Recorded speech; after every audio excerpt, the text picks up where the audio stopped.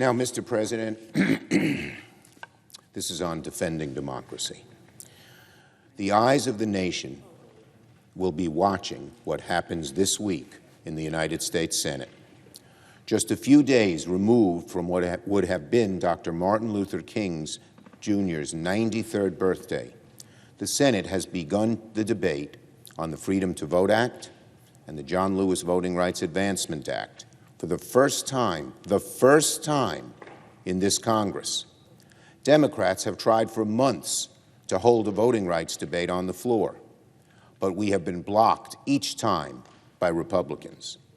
We brought common sense proposals 4 times on the floor of the Senate, and only once did one senator, Lisa Murkowski, to her credit, agree to even begin debate on voting rights. On all 3 other votes, not a single Republican joined us. Every one of them voted to block even a debate on voting rights. So today we are taking this step by using a message from the House. Now, it's just a step, but an important step moving forward in that we will finally debate this one issue that is so central to the American people, to our history, and to our democracy. As we debate these measures, the Senate will confront a critical question. Shall the members of this chamber do what is necessary to pass these bills and bring them closer to the President's desk? Today, we have just taken the first steps that will put everyone on the record. Now, much has been said over the past few days about the prospects of passing voting rights legislation in this chamber. Senate Democrats are under no illusion that we face difficult odds, especially when virtually every Senate Republican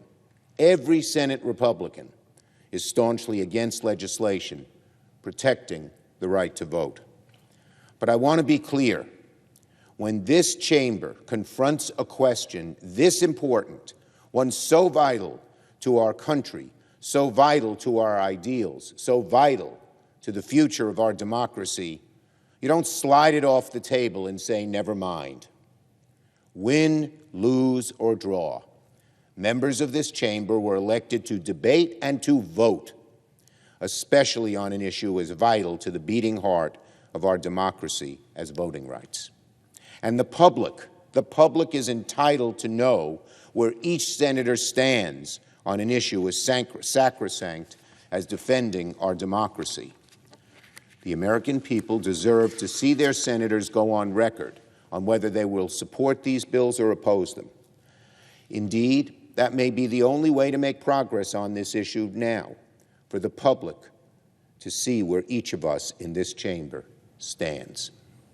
The public deserves to see it, and that's precisely what the Senate is going to do this week. And make no mistake about it, using Dr. King as an inspiration, Democrats will continue to fight on this issue until we succeed. And I believe history will vindicate us. Mr. President, the fight over voting rights is as old as the Republic itself. Recently, well, let me say, when the Republic was founded, in many states you had to be a white, male, Protestant property owner to vote. As is obvious by who's in this chamber, we have made progress, inexorable progress, in expanding that franchise.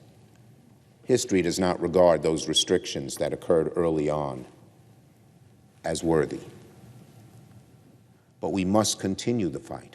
We have not reached the place where every person can vote easily and openly and honestly. So, we have to keep it up. I've been reading the biography of Ulysses S. Grant by Ron Chernow. The number one thing the Southern segregationists wanted to take away from the newly freed slaves was the right to vote. Segregationists back then knew that if recently freed black slaves didn't have the right to vote in the South, they'd have no power at all. No power over laws, over resources, over the future of the country. And that was the number one thing segregationists wanted to prevent, the right of the newly freed slaves to vote. It's why a century later, Dr. King made a direct appeal to Congress for acting on voting rights. "Give us the ballot," he said in 1957, "and we will no longer have to worry the federal government about our basic rights. Give us the ballot, and all other rights will follow." With the ballot, he argued, voters could end the worst of racial segregation. They could elect good men and good women to government. They could subdue the dangers of the mob and keep democracy alive. But the ballot had to come first. The ballot had to come first. Dr. King might as well have been speaking to us, because across the United States in 2022, ballot access is not being expanded, it's being repressed. And our democracy is not safe. It is under attack. A year ago, a violent mob, incited by the president and his big lie, attacked this very building in order to reverse the results of a free and fair election. Last week, for the first time, the Department of Justice announced sedition charges against a number of the rioters that were here that day. A year later, at least 19 states have passed 33 laws that make it harder for people to vote, using the big lie, as false as it is, as a justification. Those states together are home to 55 million Americans, and new laws are certainly coming once the state legislatures return to session this year. And the kind of violence, the threats of violence we saw on January 6th by that insurrectionist mob is now being threatened increasingly against countless election workers across the country. Just this weekend, the Houston Chronicle reported that, quote, "County officials in urban areas across the state of Texas say they've been forced to reject an unprecedented number of mail ballot applications, thanks to the new Republican voter suppression law." And this past Saturday, Donald Trump once again repeated the same conspiracy theories about the 2020 election that have paved the way for voter suppression at the state level. So unfortunately, Mr. President, the dangers that face our democracy are alive and well, and the laws that suppress the vote at the state level are being enacted on a partisan basis. We have seen periods of regression in terms of voting rights and equality and fairness to people of color. We have seen regression occur, and this seems to be a period of regression in what the legislatures are doing, and fight it we must. So the Senate must act. We must step in and act. We must do everything to pass voting rights legislation, just as this chamber has done in the past, just as the Constitution permits us to do. That is why we will vote this week on the Freedom to Vote Act and the John Lewis Voting Rights Advancement Act. And if Republicans choose to continue their filibuster of voting rights legislation, we must consider and vote on the rule changes that are appropriate and necessary to restore the Senate and make voting legislation possible. As I've recounted already, these laws are urgently needed. We cannot allow another period of that regression which we have seen throughout American history. Here's what some of the laws would do. Our two laws would do. They would set basic common sense standards for all Americans for access to the ballot, as well as restore preclearance provisions that were passed by this chamber for decades on a bipartisan basis. They would establish clear and consistent standards for early voting across the country and make it easier for voters to access absentee ballots. They would protect election workers from unlawful intimidation. We are seeing so much of that now. It's disgraceful, disgraceful. They would end the toxic practice of partisan gerrymandering. And they would take new steps to fight the power of dark money corroding our elections. Senate Democrats repeatedly tried over the last year to bring Republicans to the table to debate these issues. I will remind my colleagues that this is not the old Republican Party. I would remind the American people how dramatically the Republican Party has regressed.